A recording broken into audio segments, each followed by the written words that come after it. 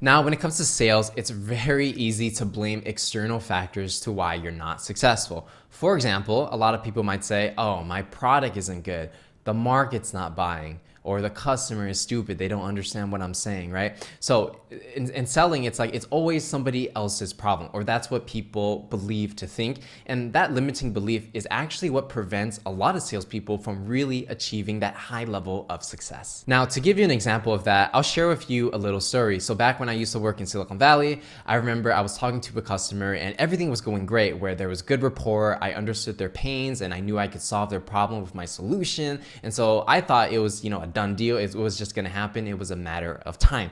Now, 2 months went by and we're getting to the final parts of the deal where I feel like it's going to close within the next week, right? Everything seems like it's okay. And during that week, I remember I get a phone call from the customer or potential customer, and they say, hey, Patrick, look, I know we've been talking for a while. It's been 2 months and, we really like you guys. However, we're going to go with another competitor because they are cheaper.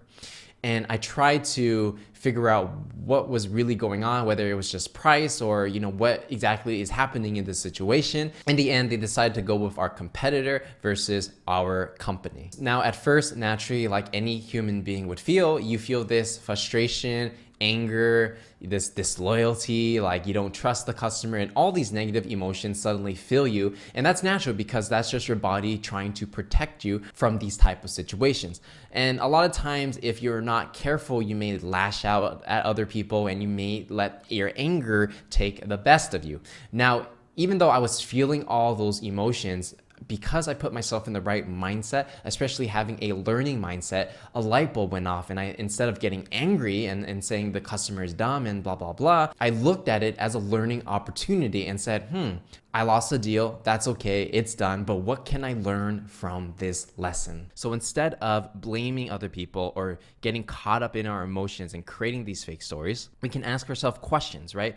Questions that really get down to the bottom of it. For example, if something goes wrong during a sale, you could go back and say, okay, well, where did I make the mistake, right? Putting it on you versus the other person. Another example is, did my emotions blind me from the truth? Was I too excited and didn't cover all the bases, and that's why this person didn't buy my product? Or what can I do better moving forward, right? So these are all questions meant to really get down to the bottom of why things aren't going as well as you want them to. And when you understand the truth a lot more, you'll be able to realize what you need to do better moving forward. And this basically borrows from the Stoic philosophy, and the main lesson is we gotta seek truth. And for those of you who may not be familiar with Stoic philosophy, it's basically a philosophy people used thousands of years ago during the Aristotle days and Marcus Aurelius and characters like this.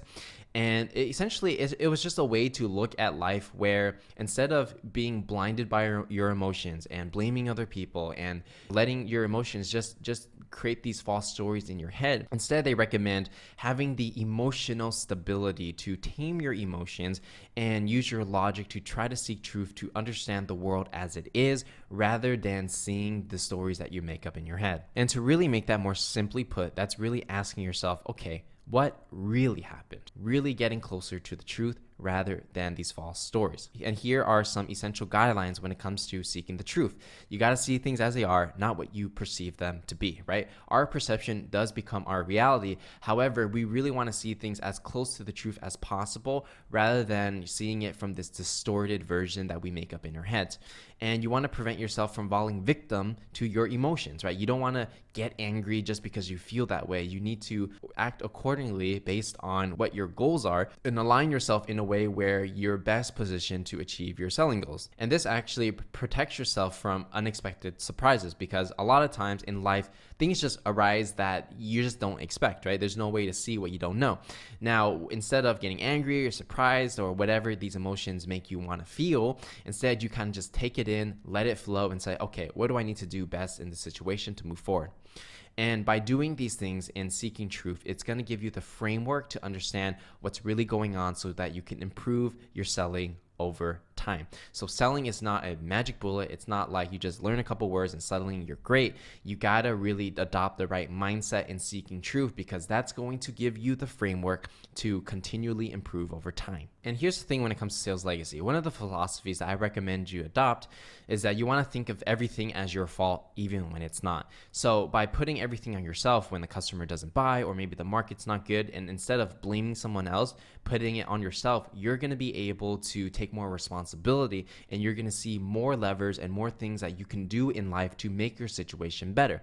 Because when everything is your fault and you're taking full responsibility for everything that happens in your life, everything is also in your control. And that's exactly where you want to be when it comes to sale. The more you are in control of your own life, the more you'll be able to make the world around you work for you, and then you'll be able to better achieve your goals. So again, if everything is your fault, everything is also in your control. That said, that is everything we have to cover when it comes to this lesson, and I'm going to see you in the next.